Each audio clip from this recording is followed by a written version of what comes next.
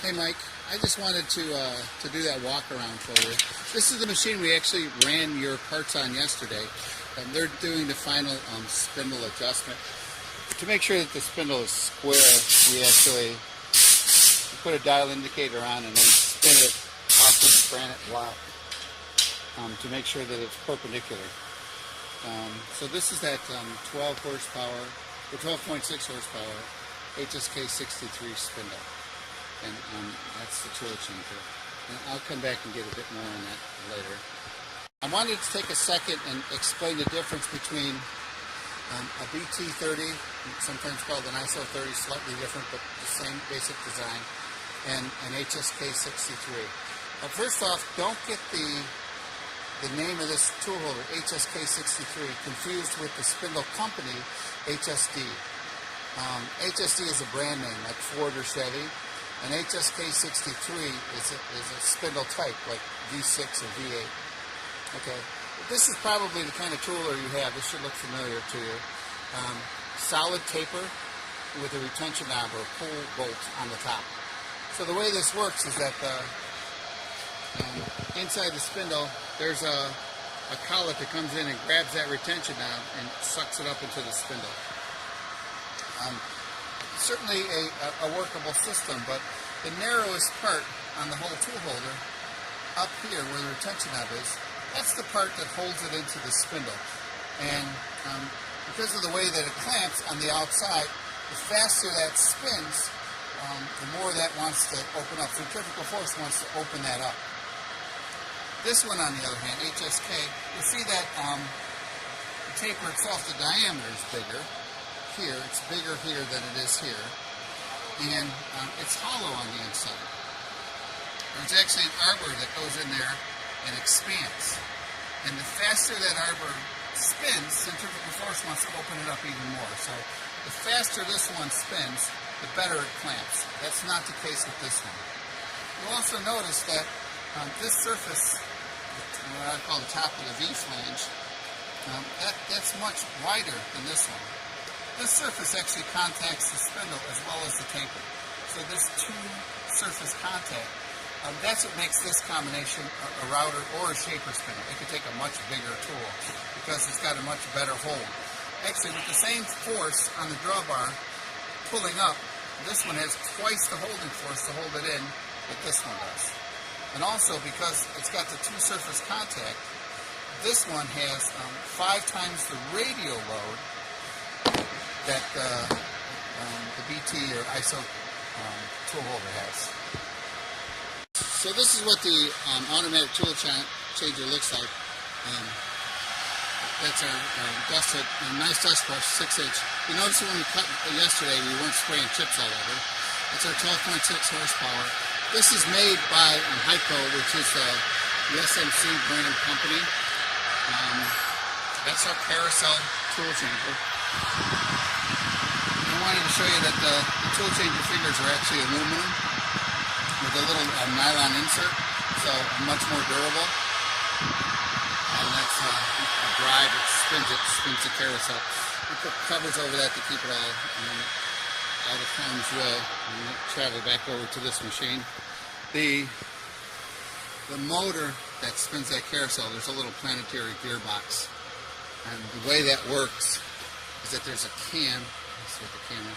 There's a cam right here, and that cam spins one revolution, and as it does, it moves to the next spot in the carousel. So it's a very simple mechanism, very reliable, very durable. And that's mounted, we cast aluminum brackets here to keep the weight down, and everything's bolted. There's a set of THK rails here that we mounted on. So that's what moves it in and out relative to the spindle. That's the automatic knockout. We do pressurize the inside of the spindle to keep it clean. We call that the air seal. And it's a double, it's a double acting air cylinder up here that does the knockout part. German bearings on the inside here, ceramic bearings. Alright, a little bit more about the spindle assembly. We actually make the Z-axis plate. That's this piece here. This is made out of cast iron rather than steel like the frame. because cast iron tends to absorb vibration. If you were to hit this with a hammer, you would hear a thunk thunk where the steel would ring, because it's a more consistent mechanical property than this. You want that vibration dampening effect of cast iron. All the rails that we use on the machine, the x-axis rails, the z-axis rails, and then down here the y-axis rails, these are all 30 millimeter profile, bigger than you commonly find. We use an oversized ball screw. You can sort of see it in there. Oversized ball screw, and it's directly coupled to the servo motor up on top there. The servo motors that we use, and these are 1.3 kW, so around horse and a half motors, bigger than normal. The drive that we use is pretty unique to us. Every drive has these dual pinions. Let me go around back and show you. You can get a better picture of the pinions. Back up here you can see the pinions. Let's see.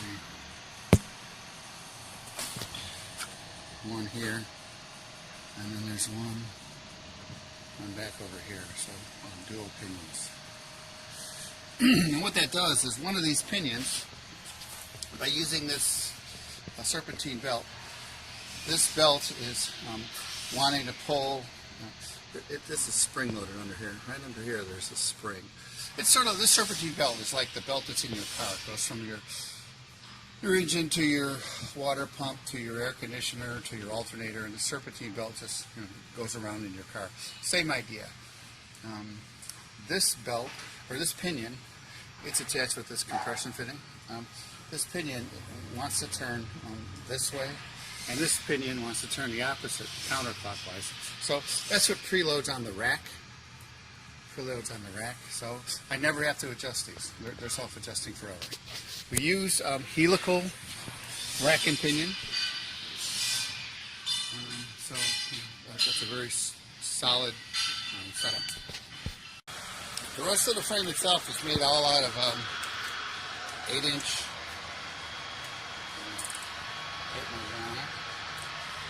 8-inch tubular steel. And the steel that we use, it's right at, let's see if I can get it, right at 1/2 inch thick. I'm just going to turn off the light here.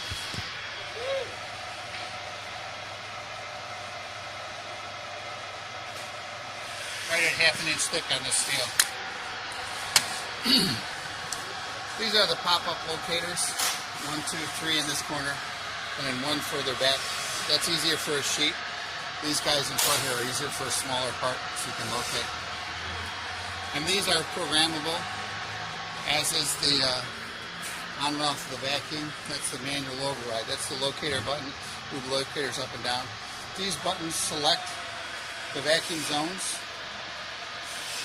and that's on and off for the 2 vacuum pumps there too. Those buttons there actually control around back here. Show you. Alright, so now I'm kind of back behind the machine. These kind of control this valve here, and this is connected to the first vacuum pump. And then this valve here, this is connected to the second vacuum pump.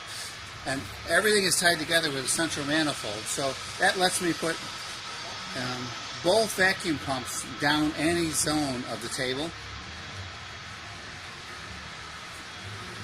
Also back in here, this is a reservoir tank that we use to make sure I have enough compressed air and I don't starve the automatic tool changer. Back over here, this is the automatic lubricator system. The way that works is every so many minutes, it gives so many second charge into the lubrication system. And everything is tied in. The linear guides are tied in. The ball nut up there is connected to the back there. Everything's tied in the auto lube system. For safety on the machine, all of these guards, these are tied into the automatic or emergency stop circuit, e-stop. So if you bump these, the machine will stop.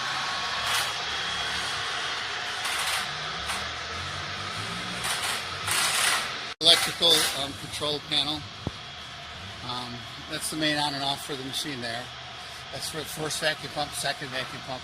We have this preset for a dust collector. It's not wired in anything. That's our e-stop panel, keyboard and mouse. I'll open up the control box here for you. And we'll open it. Pull it open.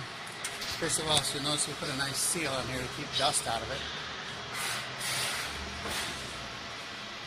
Good quality control box. That's our inverter. That's what powers the spindle. That's a brake, and that's where we put the power that's created when you apply the brake. Both of these are power supplies. Let me see.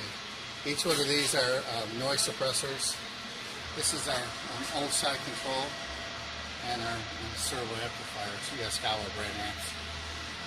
All of our electrics are good quality, good workmanship, nicely done. This panel isn't labeled yet. There'll be labels and everything when we ship it to you.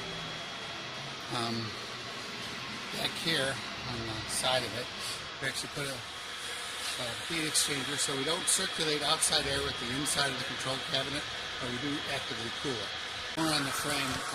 This is all thick steel. A lot of companies will put just one piece here and then sheet metal. We have steel all the way down. We make a box construction here. There's a panel that we put the cover, looks like that when it's finished. To cover the servo motor and keep that clean. Control comes with a manual pulse generator and automatic tool length measurement. Let me show you that.